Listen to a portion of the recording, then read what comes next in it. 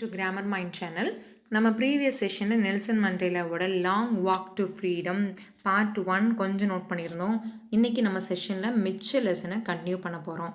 நான் உங்களுக்கு கொஞ்சம் முடிச்சிருந்தேன், இனாக்ரேஷன் என்ன நடந்துச்சு, கிரேட் பீப்புள் யார் யார் அப்படிங்கிறத சொல்லியிருந்தேன். So I should start from here. Just I will give you glance என்ன நடந்துச்சு ப்ரீவியஸ் கிளாஸில் அப்படின்னு சொல்லிடுறேன். So importance of the inauguration பற்றி சொல்லியிருந்தாங்க. இனாக்ரேஷனில் அவர் எடுத்த ரெசல்யூஷன் என்னன்னு பற்றி சொல்லியிருந்தாங்க. கிரேட் ஹியூமன் டிசாஸ்டர் அப்படின்னா என்னன்னு பற்றி பேசியிருந்தார். ஒரு நாட்டோட source wealth of the nation அப்படிங்கிறது என்னது, கரேஜ்னா என்னது, லவ் அண்ட் ஹேட்னா என்னது அப்படிங்கிறத பற்றி சொல்லியிருந்தார். அப்புறம் அந்த நாட்டோட கிரேட் பீப்புள் ஜென்ரல் லித்துலி அவங்கெல்லாம் அந்த மாதிரியான ஒரு கிரேட் கேரக்டர்ஸ் எப்படி உருவாச்சு அப்படிங்கிற பற்றி ரெஃபர் பண்ணியிருந்தார். அப்பாத்தேட் சிஸ்டம் பற்றி சொல்லியிருந்தாங்க. அப்புறம் 20th செஞ்சுரியோட ஃபஸ்ட்டு டெக்கேட் எப்படி இருந்துச்சு, கடைசி டெக்கேட் எப்படி இருந்துச்சு, இது எல்லாமே ஃபஸ்ட்டு பார்ட்டில் பார்த்தோம். இப்போ செகண்ட் பார்ட்டில் நம்ம பார்க்க போகிறது என்னென்னு பார்த்தீங்கன்னா, in life every man has twin applications. So இந்த பேராகிராஃபில் அவர் வந்து ட்வின் ஆப்ளிகேஷன்ஸ் பற்றி பேசுகிறாரு. ட்வின் ஆப்ளிகேஷன்ஸ்னால் ரெண்டு முக்கியமான விஷயம் நம்ம பண்ண வேண்டியது என்னென்ன அப்படின்னு சொல்லி பார்த்தீங்கன்னா, applications to his family, to his parents, to his wife and children, and has and application to his people. So ஒவ்வொரு மனுஷனுக்கும் ரெண்டு ஆப்ளிகேஷன்ஸ் இருக்குது. ஒன்று வந்து அவனோட நாட்டுக்கு, அவனோட மக்களுக்கு, அவனோட குடும்பத்துக்கு, அவனோட வீட்டுக்குன்னு பண்ணுறது. இன்னொன்று வந்து அவன் நாட்டுக்காக செய்யக்கூடியது. ஸோ ரெண்டு பொறுப்புகள் இருக்குது. His country in a civil and human society, each man is able to fulfill those obligations according to his own inclinations and abilities. ஆனால் மற்ற நாடு, இப்போ ஆஃப்ரிக்கா விட்டுட்டு மற்ற எந்த ஒரு நாட்டிலையும் ட்வின் ஆப்ளிகேஷன்ஸை பண்ணுறது அப்படிங்கிறது ரொம்ப சிம்பிள். ஆனால் சவுத் ஆஃப்ரிக்காவில் அப்படி இல்லை. எப்போ பிஃபோர் இண்டிபெண்டன்ஸ் ஏன்னு சொல்லி அவர் ரெஃபரன்ஸ் கொடுத்துருக்காரு பாருங்கள். But in a country like South Africa, it was almost impossible for a man of my birth and color to fulfill both of those obligations. So Africa மாதிரி, south Africa மாதிரியான ஒரு control இருக்க ஒரு நேஷனில், especially ஒரு பிளாக்காக பிறந்த என்ன மாதிரி ஒருத்தருக்கு இந்த ட்வின் ஆப்ளிகேஷன்ஸ் அப்படிங்கிறது கண்டிப்பாக எட்டாக்கணி, அது என்னால் செய்ய முடியாது அப்படிங்கிறத சொல்லியிருக்கிறாரு. ஏன்னா these people should under the control of white. அவங்க எப்பவுமே ஒயிட் பீப்புளோட கண்ட்ரோலில் தான் இருக்கணும். So they cannot live independently. They should be always under the control of the white people. Okay. In South Africa, a man of color who attempted to live as a human being was punished and isolated. So south ஆஃப்ரிக்காவில் ஒரு கருப்பினத்தவர் தன்னோட லைஃப்பை சுதந்திரமாகவும் இல்லை ரொம்ப சுதந்திரமாக வாழும், மரியாதையோட வாழணும்னு நினச்சாருன்னா கண்டிப்பாக அது முடியாது. Because he will be punished. அவருக்கு பனிஷ்மெண்ட் கிடைக்கும், ஐசோலேட் பண்ணிடுவாங்க. எப்போனா இது எல்லாமே இண்டிபெண்டன்ஸ்க்கு முன்னாடி. In south Africa, a man who try to fulfill his duty to his people was inevitably ripped from his family and his home and was forced to live a life apart.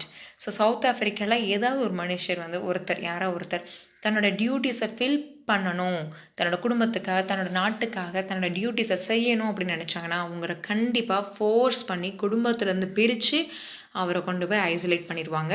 இதுதான் எப்பயும் நடக்கும். Okay. A twilight existence of secrecy and rebellion. I did not in the beginning choose to place my people above my family. But in attempting to serve my people, I found that I was prevented from fulfilling my obligations as a son, a brother, a father and a husband. So ஆரம்ப காலத்தில் Nelson மண்டேலாவுக்கும் இது ரொம்ப பெரிய விஷயமா தெரியல. But அவரும் ஒரு கட்டத்துக்கு வந்து அவரோட தன்னோட டியூட்டிஸை ஆஸ் அ ஃபாதரா, ஆஸ் அ சன்னா, இல்லை ஆஸ் அ ஹஸ்பண்டா அவரோட டியூட்டிஸை செய்ய ட்ரை பண்ணும்போது தான் இருந்த ரெஸ்ட்ரிக்ஷன்ஸ்லாம் அவருக்கு புரிய ஆரம்பிக்குது. I was not born with the hunger to be free. So Nelson Mandela பிறக்கும்போது சுதந்திரத்துக்காக போராடணும் அப்படிங்கிற எண்ணத்துலலாம் அவர் பிறக்கலை. I was not born with the hunger to be free. I was born free in every way that I could know. So பிறக்கும்போது அவர் எல்லாம் சுதந்திரமாக தான் இருக்கார். அவர் அனுப்பிச்சது எல்லாமே சுதந்திரமாக தான் இருக்குது. Free to run in the fields near my mother's hut. Free to swim in the clear stream that ran through my village. Free to roast maize under the stars and ride the broad backs of slow-moving bulls. As long as I obeyed my father and abided my customs of my tribe, I was not troubled by the laws of man or God. So இவரை பொறுத்த வரைக்கும் சுதந்திரம் என்னென்னா, அவர் குழந்தையா இருக்கும்போது, சின்ன பிள்ளையா இருக்கும்போது ஒரு மாட்டு மேலே உட்காந்து போகிறது, நீரோடையில் விளையாடுறது, மெல்லிஸ் அப்படிங்கிறது it's a kind of a food variety. அதை வந்து ஒரு நட்சத்திரத்தை பார்த்துக்கிட்டே நெருப்பில் சுட்டு சாப்பிட்றது, இந்த மாதிரி எல்லா சுதந்திரமே அவருக்கு கிடச்சிது. ஏன்னா அது ஒரு லிமிட்டெட் சுதந்திரம். அவருக்கு அது ஒரு பிரச்சனையாக தெரியல.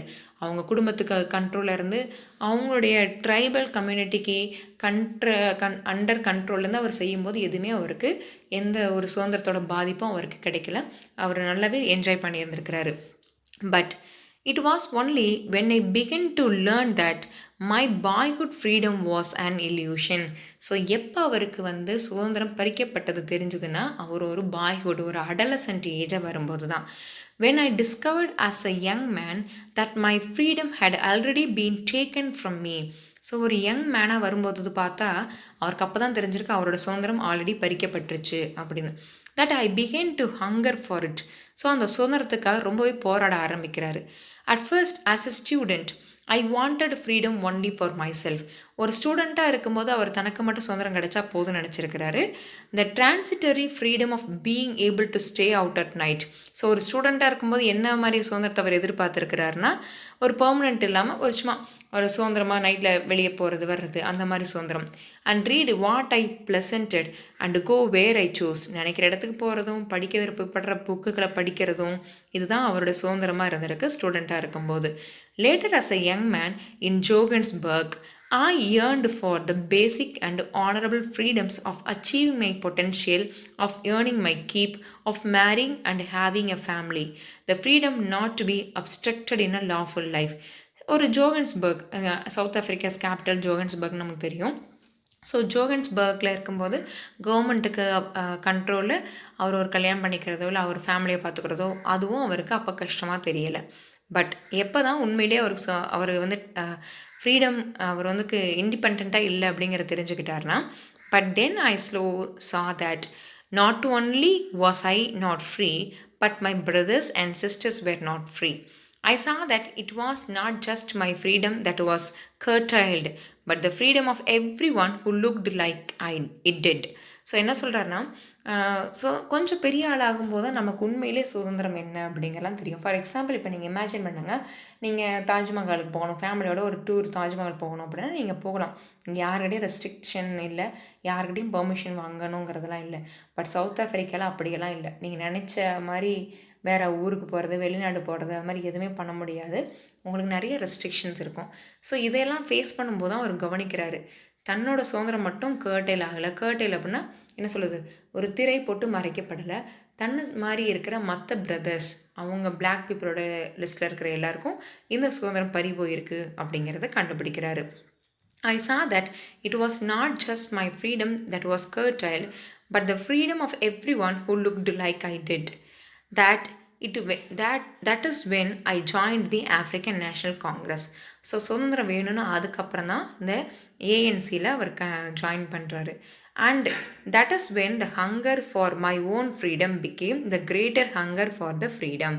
ஸோ அது வரைக்கும் தனக்கான சுதந்திரம் கிடைச்சா போதுங்கிற எண்ணம் மாறி அந்த ஆஃப்ரிக்கன் நேஷனல் காங்கிரஸில் கலந்துக்கிட்டதுக்கப்புறம் தன்னோட நாட்டுக்கும் சுதந்திரம் வேணும் அப்படிங்கிற அந்த ஃபீல் அங்கேருந்து அவருக்கு ஆரம்பிச்சிருக்கு. Of my people, it was this desire for the freedom of my people to live their lives with the dignity and self-respect and animated my life. So இதுக்கப்புறம் தான் தன்னோட மக்களுக்கு சுதந்திரம் கிடைக்கணும், அவங்களும் டிக்னிஃபைடான ஒரு லைஃப்பை வாழணும், செல்ஃப் ரெஸ்பெக்ட் அவங்களுக்கு இருக்கணும் அப்படிங்கிறத அவர் தெரிஞ்சுக்க ஆரம்பிறாரு. That transferred a frightened young man into a bold one. So அது வரைக்கும் எதிர்த்து பேசலாமா இல்லை வேண்டாம் அப்படிங்கிற எண்ணம்லாம் இருந்துச்சு. பட் ஏஎன்சியில் கலந்துக்கிட்டதுக்கப்புறம், மக்களோட கஷ்டத்தை தெரிஞ்சுக்கிட்டதுக்கப்புறம் அவர் என்ன ஆகிறாருன்னா, he become a bold one that drove a law abiding attorney to become a criminal. So எப்போ இவர் கொஸ்டின் கேட்க ஆரம்பித்தாரோ அதுக்கப்புறம் ஒரு கிரிமினலாகவே கன்சிடர் பண்ண ஆரம்பிச்சிட்டாங்க. அவர் கொஸ்டின் கேட்குறதுக்கு முன்னாடி வரைக்கும் he was considered as a law abiding attorney, அதாவது ஒரு லாயர். அவர் லாயர் அவர் கன்சிடர் பண்ணியிருக்காங்க. But once he started to ask question, அவர் ஒரு கிரிமினலாகவே கன்சிடர் பண்ண ஆரம்பிச்சிட்டாங்க. that turned a family loving husband into a man without a home, that forced a life loving man to live like a monk. எப்போ question கேட்க ஆரம்பித்தாங்களோ அவரை வந்து ஒரு செப்பரேட் பண்ணி கிட்டத்தட்ட ஒரு மாங்க் நமக்கு தெரியும், துறவி, எதுவுமே இல்லாமல் லைஃப் எல்லாமே திறந்தவங்க இருப்பாங்க இல்லையா. ஸோ அந்த மாதிரி ஒரு லைஃப் அவருக்கு கிடச்சிருக்கு. இந்த சென்ஸ் அவர் துறவு போல் அவருக்கான எல்லா சுதந்திரங்களும் பறிக்கப்பட்டுருச்சு. அவரை போய் குடும்பத்தை பார்க்கக்கூடாது, குடும்பத்தோட கலந்துக்கக்கூடாது, தனியாக இருக்கணும், ஜெயிலில் இருக்கணும், இத்தனை வருஷம் இருக்கணும் அப்படின்னு நிறைய ரெஸ்ட்ரிக்ஷன். ஸோ இதெல்லாம் நடக்க ஆரம்பிக்குது. Next, that forwards a life loving man to live like a monk. I'm no more virtuous or self-sacrificing than the next man, but I found that I could not even enjoy the poor and limited freedoms I was allowed when I knew my people were not free.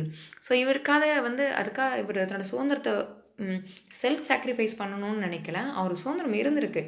But என்னதான் இருந்தாலும் தன்னோட மக்களுக்கு சுதந்திரம் கிடைக்கல, அவங்க சஃபராகிறாங்கிறங்கிற விஷயம் தெரிஞ்ச உடனே தன்னால் தன்னோட சுதந்திரத்தை இவனால் அனுபவிக்க முடியல. ஏன்னா நம்ம மக்கள் அப்படிங்கிற அந்த எண்ணம். Okay, next, freedom is indivisible, அதாவது பிரிக்க முடியாதது, முக்கியமானது. The chains on any one of my people were the chains on all of them. So இவர் என்ன சொல்கிறாருன்னா, என்னோட மக்களை ஒருத்தர் வந்து அடிமை அப்படிங்கிற செயினில் கட்டப்படுறாங்க, அவங்க ஒரு இதில் கட்டுப்படுறாங்க அப்படின்னா அந்த செயின்ங்கிறது அந்த ஒருத்தர் மேலே மட்டும் கட்டப்பட்டது இல்லை, அது என்னோடய மக்கள் எல்லார் மேலேயும் கட்டப்பட்டது. The chains on any one of my people were the chains on all of them. The chains on all of my people were the chains on me. So எல்லார் மேலேயும் கட்டப்பட்ட அந்த செயின், அந்த அடிமை சங்கிலி அப்படிங்கிறது என்னையே கட்டுனதாக நான் நினைக்கிறேன் அப்படின்னு சொல்லியிருக்கிறாரு. இது ரொம்ப கிளியரான தெரிஞ்சுக்கணும். யாராவது ஒருத்தருக்கு அவரோட சமூகத்தில் ஒரு மக்கள் பாதிக்கப்பட்டாலும் அது தனக்கே நடந்ததாக அவர் ஃபீல் பண்ண ஆரம்பிக்கிறாரு. I knew that the oppressor must be liberated. So இங்கே ஒரு கொஷின் இருக்குது. What is oppressor, who are known as oppressor and oppressed அப்படின்னு இங்கே ஒரு கொஷின் ரைஸ் பண்ணுவாங்க. இங்கே பாருங்கள், I know that the oppressor must be liberated just as surely as oppressed. So oppressor அப்படிங்கிறது ஒயிட் பீப்புளை ரெஃபர் பண்ணோம், அப்ரெஸ்ட் அப்படிங்கிறது பிளாக் பீப்புளை ரெஃபர் பண்ணோம். இப்போ இவர் என்ன சொல்கிறாருன்னா, பிளாக் பீப்புளை மாதிரி, அதாவது அப்ரெஸ்ட்டை போல அப்ரெசரும் சுதந்திரம் கிடைக்கணும் அவருக்கும் அப்படிங்கிறாங்க. நமக்கு கொஷின் டவுட்டாக இருக்கலாம், இது எப்படி அடிமையாக்குறவங்களுக்கு எப்படி சுதந்திரம் வேணும் அப்படின்னு யோசிப்போம். ஸோ எக்ஸ்ப்ளனேஷன் பாருங்கள். A man who takes away another man's freedom is a prisoner of hatred. So எப்போ ஒருத்தர் அடுத்தவரோட சுதந்திரத்தை பறிக்கணுங்கிற எண்ணம் அவர் மனசில் வந்துட்டாலே அவர் தன்னோட சுதந்திரத்தை கண்ட்ரோல் பண்ணிக்கிறாரு அப்படின்னு சொல்கிறாரு. Man who takes away another man's freedom is a prisoner of hatred.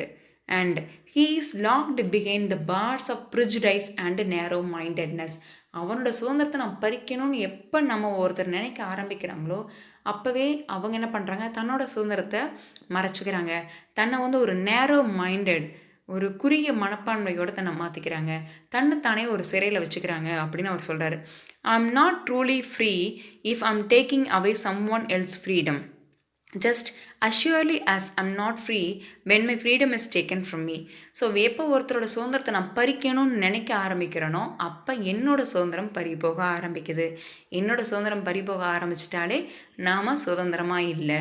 இதே தான் ஒயிட் பீப்புள் எப்போ ஒரு பிளாக் பீப்புளோட லைஃப்பை சுதந்திரத்தை கண்ட்ரோல் பண்ணணும்னு நினைக்கிறாங்களோ நினச்ச உடனே அவங்களோட சுதந்திரம் பறி போயிட்டது. அவங்க சுதந்திரம் பறி போயிட்டாவே அவங்க சுதந்திரமாக இல்லை. அதனால தான் அவர் சொல்கிறாரு, both oppressor and oppressed should be liberated அப்படின்னு சொல்லியிருப்பார். Just as surely I am not free when my freedom is taken from me.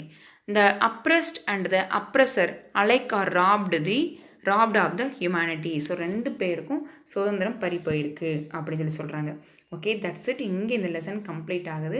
So such a very good lesson, ரொம்ப இன்ட்ரெஸ்டிங்கான lesson. You please go through that. இங்கே நிறைய question rice பண்ணுறதுக்கு chances இருக்குது.